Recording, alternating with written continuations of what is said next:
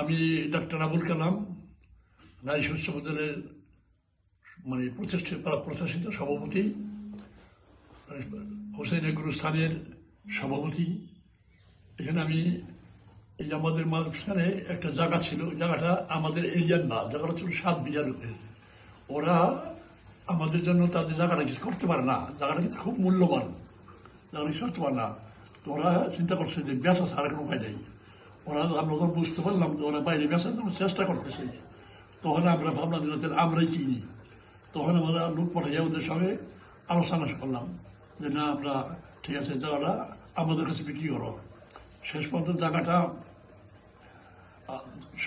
60% জায়গা, 60% জায়গায় 61